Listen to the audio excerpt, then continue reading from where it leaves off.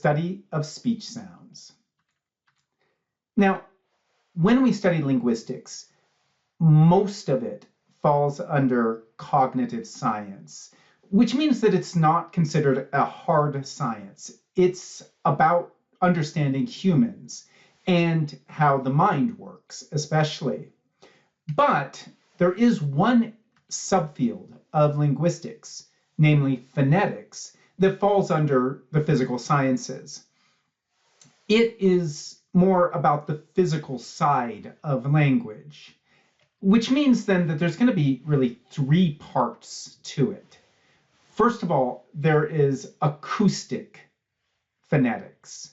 This is the study of the physical properties of speech sounds.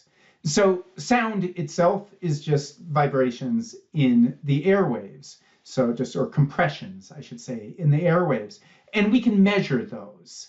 And we can then run diagnostics on them and see what component parts go into speech sounds, right? So we can take them apart using math, essentially.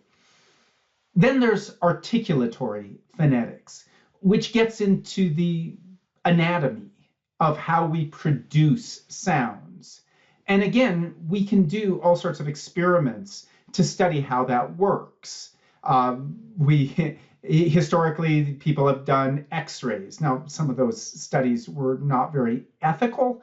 X-rays are not good for you, and they were doing massive amounts of X-rays of people's heads as they were speaking. And to make it worse, they were like gluing bits of lead on people's tongues. Hopefully, they didn't understand at that time how bad X-rays were, nor how bad lead is for humans.